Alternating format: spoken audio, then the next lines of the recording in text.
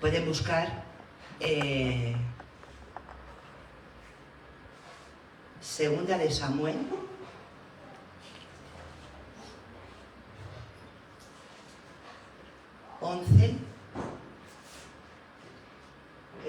el capítulo Segunda de Samuel 11. En principio se quedan ahí, en este Samuel. Luego ya les diré los versículos, porque vamos a estar en todo el capítulo, desde el 1 hasta el último. Así que, verdaderamente, el Señor me dio esta palabra ya hace tiempo, y yo tenía muchas dudas en sin darla, no darla. Yo ayer incluso le preguntaba a mi hija y a mi marido, ¿tú crees que yo debo de...? Y me decía mi marido y me decía mi hija, sí, mamá, tú tienes que hablar de la palabra, porque todo lo que hay en la palabra es para hablarlo y para hacerlo saber. No lo que no nos gusta, lo apartamos la hoja, lo cortamos y la tiramos. No, eso no. La palabra es para hablar de toda ella. Fíjense, el rey David era un hombre que se habla de él, vamos, desde Primera de Samuel, Segunda de Samuel, en Crónicas, en Reyes, en Salmos. Hay muchos salmos hechos por el rey.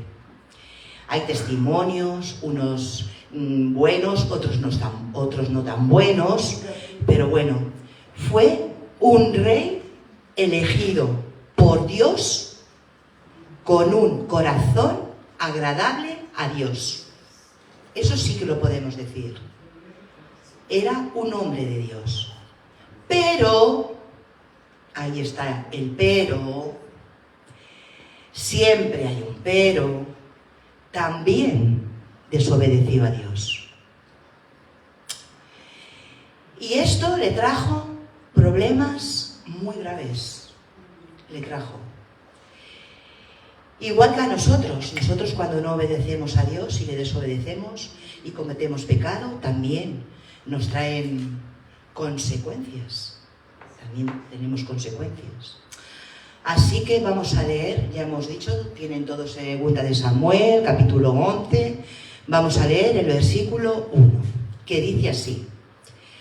Aconteció el año siguiente, en el tiempo que salen los reyes a la guerra, que David envió a Joab y con él a sus siervos y a toda Israel, y destruyeron a los amonitas y sitiaron a Rabá. Pero David se quedó en Jerusalén. Acuérdense de esta frase. David se quedó en Jerusalén.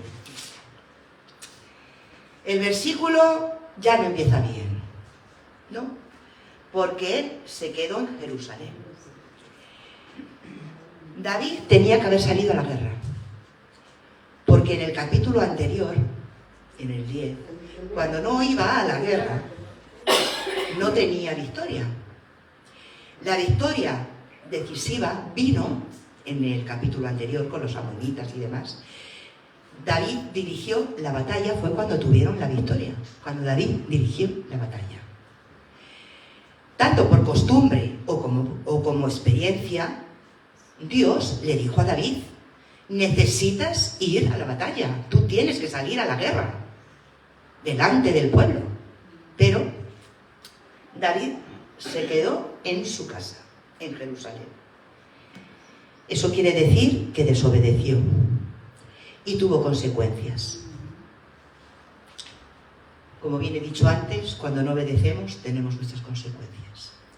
Vamos a leer los versículos 2 y 3 del mismo capítulo. Tengo que decir que este capítulo se titula David y Betsabé. Y dice así los dos versículos, el 2 y el 3. Y sucedió un día, al caer la tarde, que se levantó David de su lecho y se paseaba sobre el terrado de la casa real. Y vio desde el terrado una mujer, pues que se estaba bañando, la cual era muy hermosa. Y envió David a preguntar por aquella mujer. Y le dijeron, aquella es Betsabé, hija de Liam, mujer de Urías Eteo. David se levantó, no podría dormir, tendría calor, estaría paseando por el terrado. El caso es que desde allí vio a una mujer que se estaba bañando y era muy hermosa, dice la palabra de Dios, y era muy hermosa. Betsabé, así se llamaba esta mujer. Ella ya actuó un poquito indecorosamente. ¿Por qué? Pues porque aunque era tarde y aparentemente la gente debería estar dormida a esa hora, ella sabía que su baño era visible desde el terrado. Ella lo sabía. Porque ¿quién se iba a imaginar que iba allí gente a esa hora? Que no sé qué hora sería. Pero ella ya actuó indecorosamente, porque se bañó desnuda. Y mira por dónde, el rey estaba ahí. Anda, que no podría haber estado durmiendo o en otro lado. Pues no, el rey estaba ahí, mirándola. La verdad es que Betsabé, como bien he dicho, tenía que haber sido un poquito más decorosa. Pues igual que pasa ahora. Las mujeres, por la sociedad, porque bueno, por lo que sea, y pueden meterle todo lo que ustedes quieran. Las mujeres, vamos a hablar solo hoy de las mujeres, aunque bueno, también los hombres tienen que ser decorosos, pero bueno, en caso a esa hora estamos hablando de las mujeres decorosas. Las mujeres tenemos que ser decorosas cuando vestimos. Muchas veces vamos a la playa, que a mí me da igual, de verdad les digo, porque cada uno que vaya como le apetezca, pero en la playa se está bañando y vale, pero ¿y las que van en tanga por la calle? Yo les digo, el año pasado ya les dije yo a una chica, ¿tú vas así por tu casa, por tu pueblo, por tu ciudad? ¿Tú vas así? Se me queda así mirando.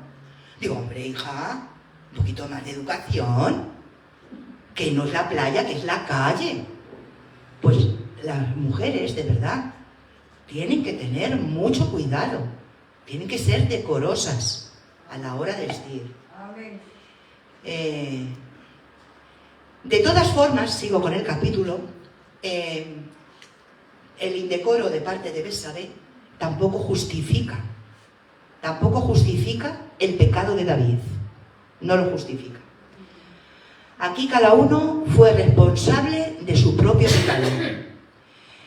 La verdad es que nunca debemos de ser ocasión de pecado para otros.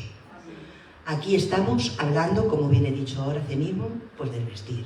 En Timoteo dice que las mujeres vistamos con una ropa decorosa, con pudor y con modestia, dentro de la iglesia y también fuera. También fuera. Y seguimos con el versículo 2.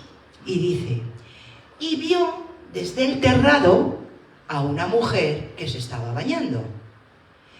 Fíjense, el pecado de David no fue mirar a Betsabé, ¿no?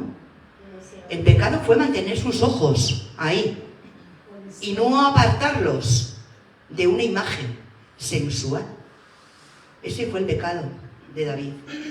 Y después, ya, cuando no la veía, pues seguía pensando en ella.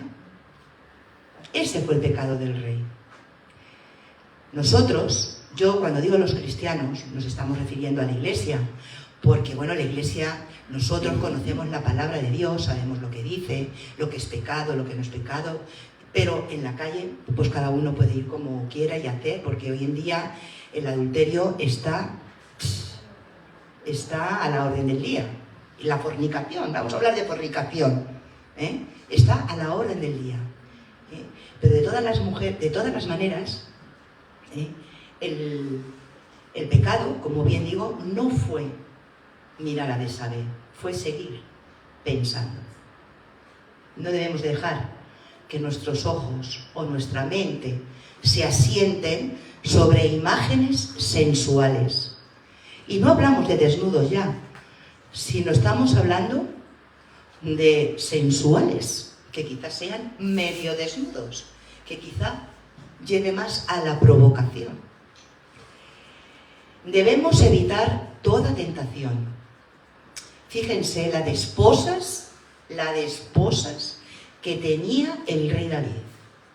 ¿No podría haberse ido con sus esposas y haberse satisfecho todos sus deseos? Claro, si son los maridos de hoy en día también lo hicieran, no habría adulterios, evidentemente. Pero el rey David tenía un montón de esposas, tenían muchas esposas, y concubinas. O sea, podría haberse ido con cualquiera de ellas a satisfacer su lujuria. Pues no. Tuvo que ser con la persona que desató esa lujuria. Tuvo que ser con esa. La cual, como bien hemos dicho, era muy hermosa. Betsabé era muy hermosa. Hizo que la vista le tentara más.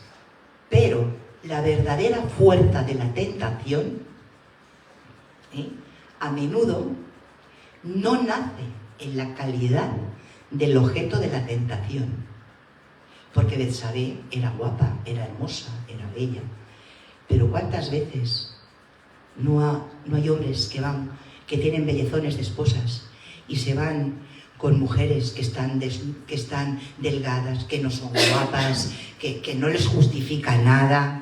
Nada, yo no estoy justificando ni el feo ni el guapo. Solamente aquí estoy haciendo una aclaración de que la verdadera fuerza de la tentación a menudo no nace en la calidad del objeto de la tentación, sino en el estado del corazón y la mente del que está siendo tentado. ¿Entienden esto? Amén. Todo esto depende del que está siendo tentado en ese momento. David miró a Betsabé y pensó: qué belleza de mujer. Dios esto lo vio feo. A Dios esto no le gustó. Los placeres del pecado nos engañan y debemos llamarlo como Dios lo llama: pecado.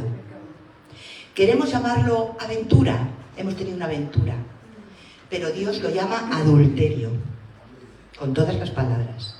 Queremos llamarlo amor, pero Dios lo llama lujuria. Queremos llamarlo sexy, porque es muy sexy, pero Dios lo llama pecado. Queremos llamarlo romántico, pero Dios lo llama ruina, porque eso es una ruina que le cae al matrimonio. ¿Qué pasa eso? Queremos llamarlo destino, pero Dios lo llama destrucción. Eso es una destrucción. Yo conozco un matrimonio, un pastor. Conocemos, por desgracia, a muchos pastores. Bueno, no a muchos, pero no, a pastores, que hemos estado juntos. Y bueno, es a lo que voy, del destino, que lo llaman destino. Dejó a su mujer, se fue con otra mujer, se casó con ella, y tenían la osadía de decir que es que esa era la verdadera mujer que Dios le puso. Y eso es mentira. Eso es una mentira del demonio, eso es una trampa. Eso no es así. La mujer es la que te da Dios para toda la vida. Y si te sales de ello, es adulterio, fornicación. Seguimos. Vamos a leer otra vez el versículo 3 y el 4. Como bien he dicho, envió David a preguntar por aquella mujer y le dijeron: aquella es Betsabé, hija de Elián, mujer de Urías Eteo. Y envió David mensajeros y la tomó. Y vino a él, y él durmió con ella. Luego ella se purificó de su inmundicia y se volvió a su casa. Aquí no ha pasado nada. Aquí no ha pasado nada. David persiguió la tentación. Podía haberla apartado, pero no. En vez de eso, David se puso en una situación peor, más tentadora. El rey manda a preguntar por aquella mujer, le dijeron quién era. Es Betsabé, hija de Elián, que era un general de su ejército, mujer de Urías Eteo, que era otro general de su ejército, y también era nieta de otro general del ejército de David, que también sale en la historia. Y envió David mensajeros, y la tomó, y vino a él, y él durmió con ella. Luego ella se purificó de su inmundicia y se volvió a su casa. Pero mira por dónde va y concibe un hijo. ¡Hala!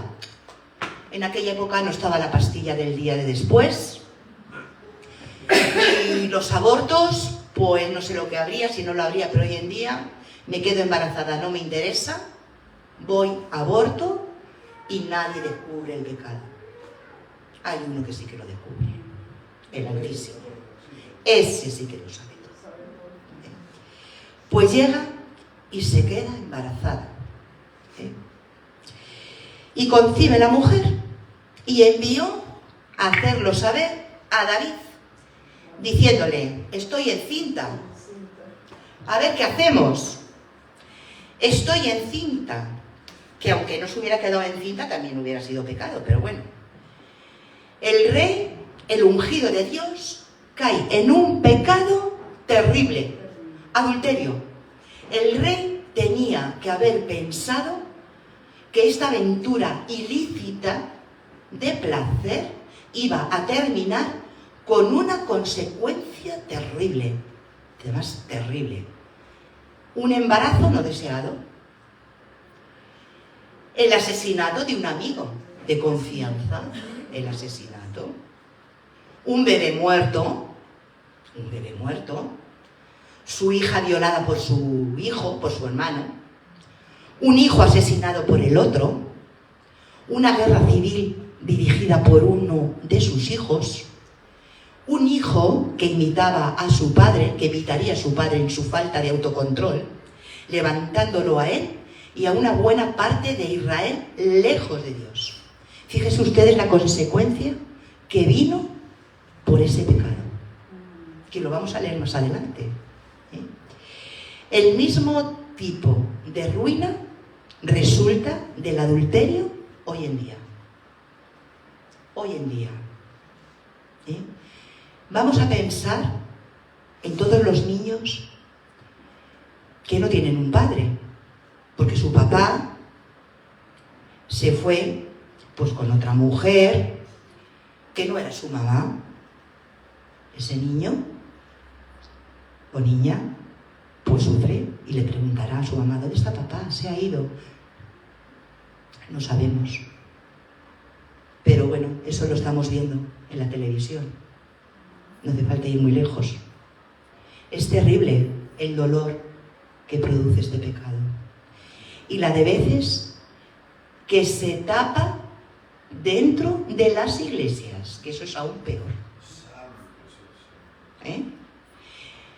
Porque malo es cuando un congregante comete ese pecado. Malo es. Pero cuando ese pecado se lo comete un pastor o un obispo, como lo quieran llamar, eso es terrible. Hay iglesias que se han deshecho. Que se han deshecho. Nadie está libre de caer en este pecado, pero Dios ya nos prevé a través de su palabra. Es un mandamiento, hermanos. No codiciarás la mujer de tu prójimo. Es un mandamiento de los 10 mandamientos. Dice la Biblia: resistir al diablo y él huirá. Él es muy sutil, utiliza cosas de la vida cotidiana para que tú caigas. Tanto el hombre como la mujer, También la mujer cae. Y en el versículo 5, como hemos dicho, concibió si quieren lo podemos leer, el versículo 5 dice: y concibió la mujer y envió a hacerlo saber a David diciendo: estoy encinta. David y Betsabé esto no lo planearon. El que ella se quedara embarazada, esto no lo planearon. El embarazo es un pecado que se ve y se nota. El marido estaba en la guerra, era un adulterio. y saldría a la luz en su debido momento. El mensaje de ella, estoy encinta, le involucra a David para que él tomara las medidas necesarias. Le involucra a él para que él tomara las medidas necesarias.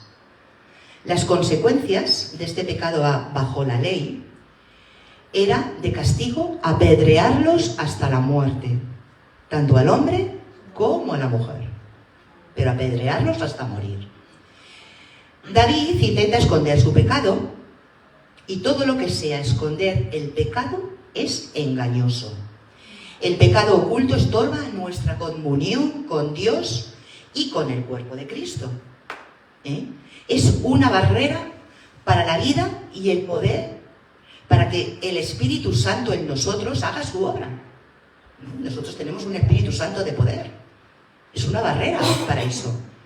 Pero la verdadera pregunta para todos nosotros es: ¿estamos preparados para enfrentar el pecado?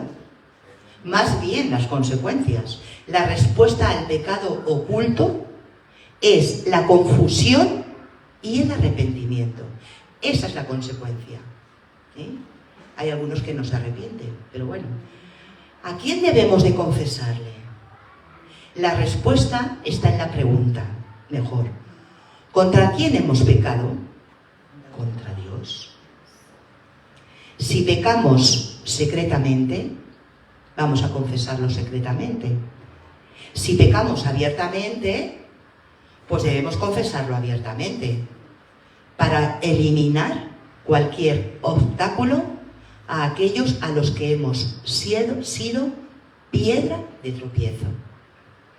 Cuando hay un pecado de esta índole dentro de las iglesias, normalmente el que peca tiene que pedir perdón a la iglesia. Aunque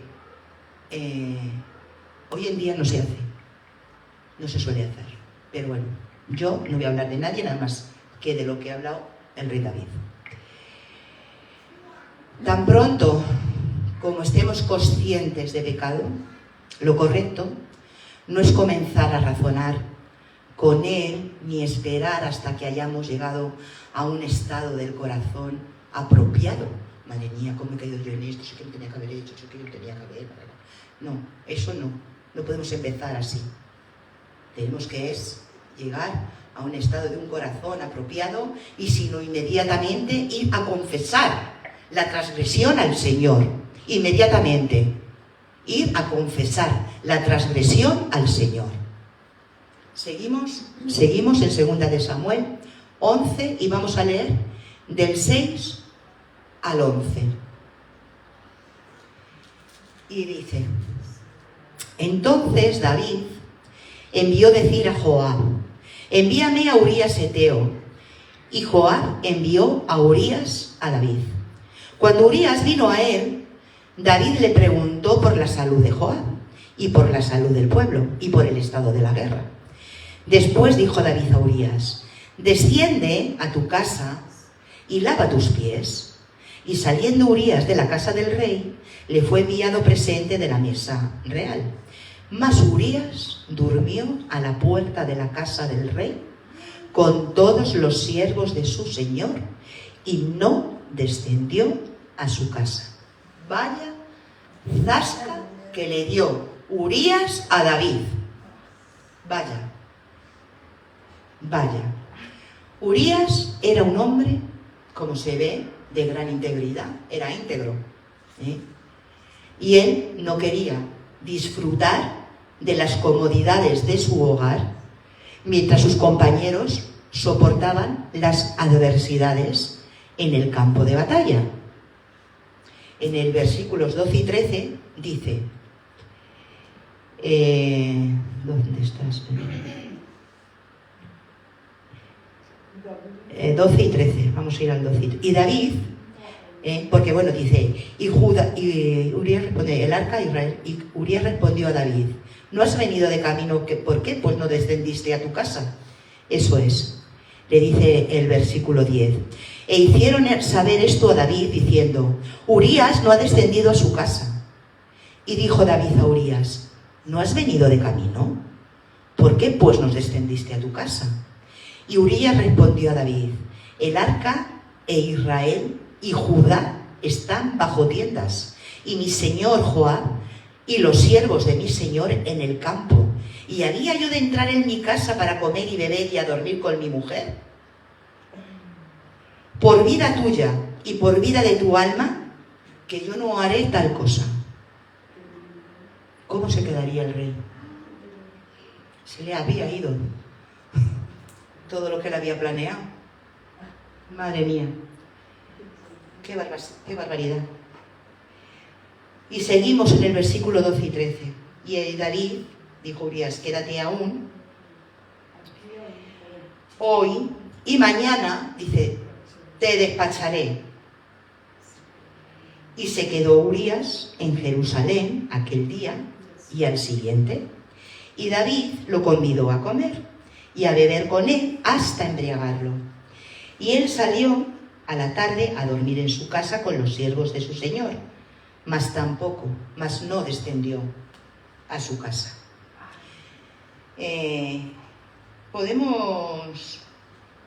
David le mintió a Urías. David sabía que Urías quería regresar al frente de batalla lo más pronto posible. No se sentía cómodo Urías estando ahí. Pero David aún esperaba que Urías pasara la noche antes de regresar al frente, que estuviera con su esposa. Y aunque le embriagó, tampoco descendió a su casa.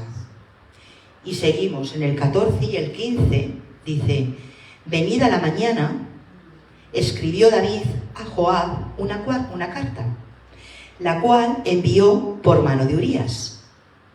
Y escribió en la carta, diciendo: poned a Urías al frente, en lo más recio de la batalla, y retiraos de él, para que sea herido y muera.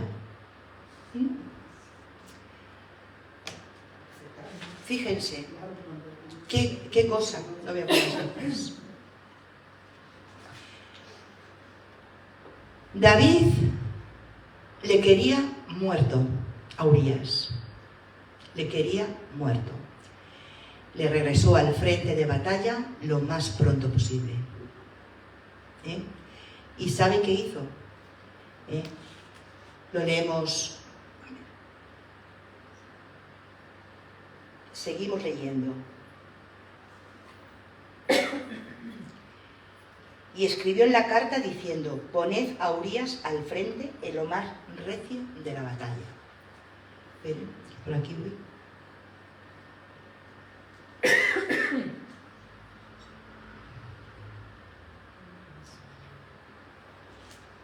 Hemos leído en el 15 y en el 16, David había fallado al cubrir su pecado. Quería a Urías muerto. Muchos adúlteros secretamente desean que la muerte les libere, por varios motivos, pero el mayor de ellos es ocultar su pecado. David tenía el poder como rey de actuar en base a su deseo, y le escribió una carta a Joab y se la envió por mano de Urías. Urías le llevó su propia pena de muerte en la mano y él no lo sabía. Esto fue la suma de la traición y la villanía. Hizo que el hombre más noble cargara con la carta que escribía el modo en que iba a ser asesinado, porque le daba puntos, comas y señales de cómo tenían que matar a este hombre. Y ahora vamos a leer del 16 al 27. Así fue que cuando Joab sitió la ciudad, puso a Urías en el lugar donde sabía que estaban los hombres más valientes. Y saliendo luego los de la ciudad, pelearon contra Joab. Y cayeron algunos de los del ejército de los siervos de David. Y murió también Urías Eteo. Entonces envió Joab e hizo saber a David todos los asuntos de la guerra. Y mandó al mensajero diciendo: cuando acabes de contar al rey, y ya iba con todo lo que estaba haciendo, todo lo que el rey le había mandado en la carta que tenía que hacer cuando Urías muriera. Y cuando acabes de contar al rey todos los asuntos de la guerra, si el rey comenzare a enojarse y te dijere: ¿por qué os acercasteis demasiado a la ciudad para combatir? ¿No sabéis lo que suelen arrojar desde el muro? ¿Quién hirió a Abimelech, hijo de Jerobaal? ¿No echó una mujer del muro un pedazo de una rueda de molino y murió en Tebes? ¿Por qué os acercasteis tanto al muro? Dice: entonces tú le dirás: también tu siervo Urías Eteo ha muerto. Fue el mensajero y llegando contó a David todo aquello que Joab le había enviado. Y dijo el mensajero a David: prevalecieron contra nosotros los hombres que salieron contra nosotros al campo, bien que nosotros les hicimos retroceder hasta la entrada de la puerta. Pero los flecheros tiraron contra tus siervos desde el muro, y murieron algunos de los siervos del rey, y murió también tu siervo Urías Eteo. Y David dijo al mensajero: así dirás a Joab: no tengas pesar por esto, porque la espada consume, ora a uno, ora a otro. O sea, como que ahora le ha tocado a uno, pero ahora le ha tocado a Urías, no pasa nada, un muerto más, porque la espada consume, ahora a uno, ahora a otro. Refuerza tu ataque contra la ciudad hasta que la rindas y tú aliéntale.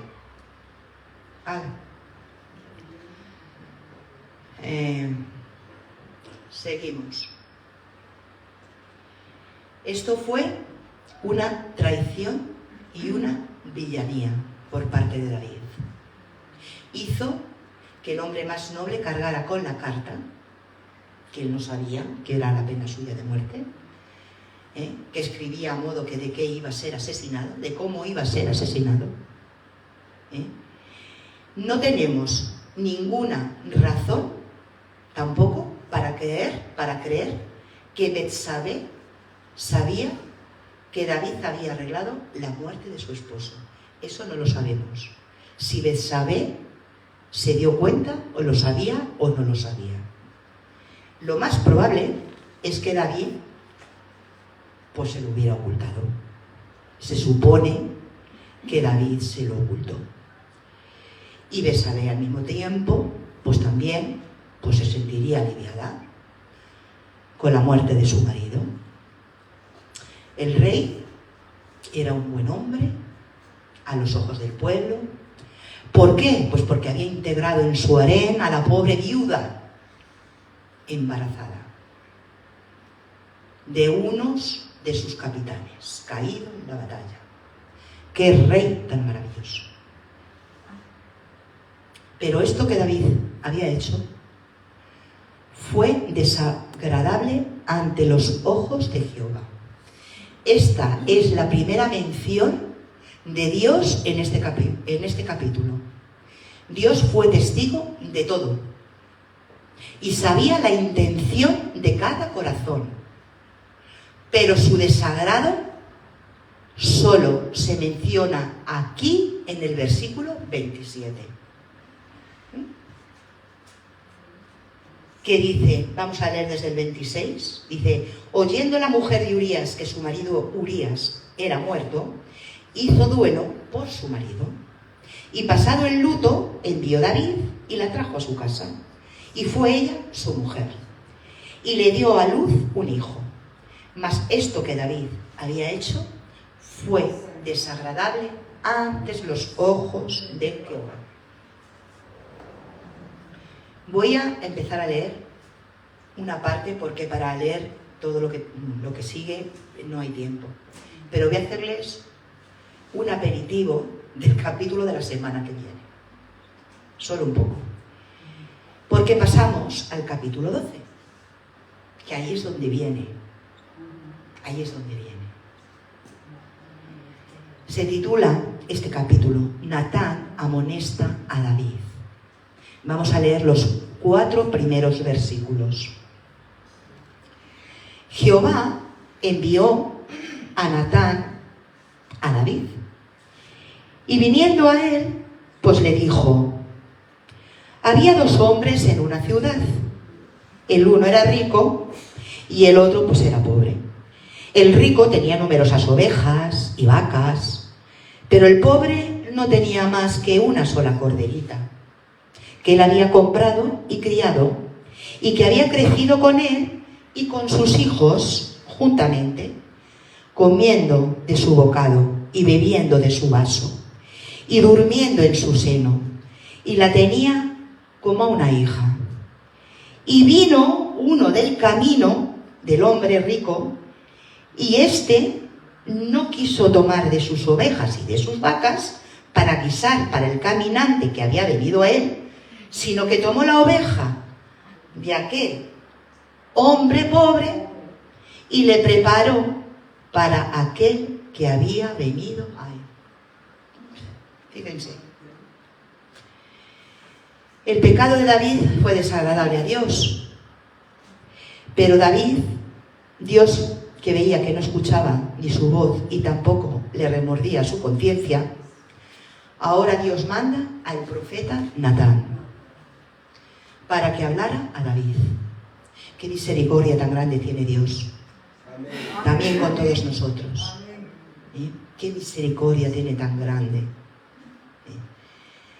Aun cuando David no escuchaba a Dios, Dios siguió hablándole.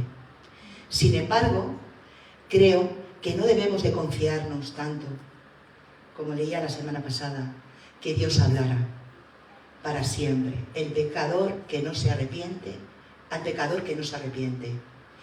En Génesis 6:3 dice: no contenderá mi espíritu con el hombre para siempre. Eso lo dice Dios. No va a contender mi espíritu con el hombre para siempre. Dice, cuando escuchamos la convicción del Espíritu Santo, debemos responder a Él inmediatamente, porque podría no estar ahí para siempre. Lo dice la palabra en Isaías. Dice, buscad a Jehová mientras puede ser hallado, y llamadle en tanto está cercano.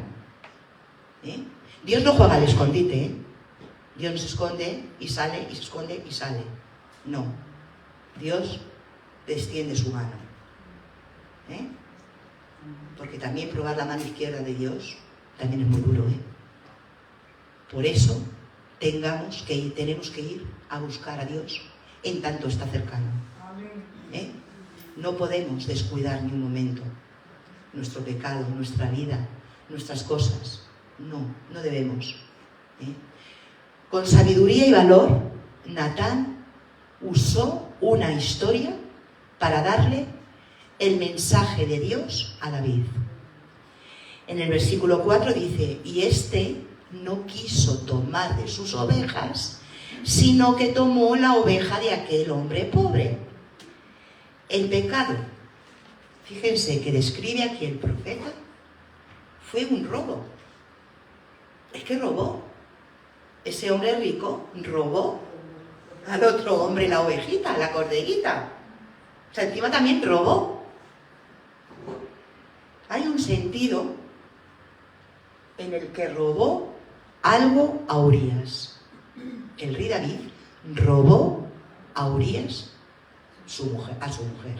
En 1 Corintios 7 dice que en un matrimonio el esposo tiene autoridad sobre el cuerpo de su esposa y viceversa, y la esposa de su esposo.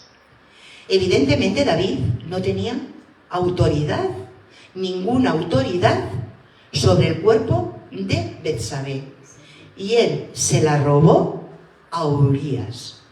Otro mandamiento más que cometió: no robarás, no puedes robar. El adulterio y la inmoralidad sexual son robo. El adulterio son robo. Es tomar algo que no nos pertenece. Pero también la inmoralidad y el adulterio implican más pecados, hermanos, porque son los deseos de la carne. Implican fornicación, inmundicia, lascivia, envidia, porque desea la mujer de su prójimo, que es desear la mujer de tu prójimo, como es el mandamiento, no desearás la mujer de tu prójimo. Lujuria y lujuria. Y creo que lo vamos a dejar aquí. Y lo vamos a dejar aquí. Porque hay más tela que cortar, como se suele decir. Entonces, yo pensaba, y yo les voy a hacer una pregunta, pero para que se la contesten a sí mismos, porque no vamos a entrar más. ¿Ustedes creen que en los tiempos de hoy en día no ocurren las mismas cosas que ocurrían al rey David? ¿Ustedes creen que no? Yo creo que sí. Y tenemos en Primera de Corintios, en Primera de Corintios está el hombre que estaba cometiendo adulterio con su madrastra. También, otro pecado tremendo. La Biblia habla después. Eso hablamos después, Loli. Eso hablamos después, cariño. Por eso, hoy en día, nadie está... Hombre, a ver, yo creo que somos personas maduras en la fe, que ya tenemos una edad, pero aunque seamos edad, un joven, eso no es garantía de nada. Pero bueno, verdaderamente yo dejo eso ahí, ustedes lo mediten, ustedes se pongan ante Dios, y que no tengamos que ser tentados. Así que yo hasta aquí, ya les he dicho que hasta aquí ha acabado el estudio. Vamos a orar. Y Señor, yo te doy muchas gracias por esta palabra, Padre. Porque, Señor, si tú me la has puesto es por algo, Padre mío. Dios bendito, yo te ruego que tú nos libres de caer en estos pecados tan horribles, Señor. Líbranos, Señor, líbranos de todo mal, Padre. Líbranos de ser tentados, que no nos ocurra nada de estas cosas, Señor. Ayúdanos cada día de nuestra vida, Señor, a ser leales, a ser fieles, sobre todo, Señor, a nuestros maridos, a nuestras esposas. Señor, ayúdanos, Padre, ayúdanos en todo ello. Sabemos, Señor, que tú estás ahí, guiándonos y guardándonos, Señor. Que no nos desviemos, Padre, ni a derecha ni a izquierda, que sigamos siempre por este camino derecho. Gracias, Señor. En tu bendito nombre. Amén. Amén.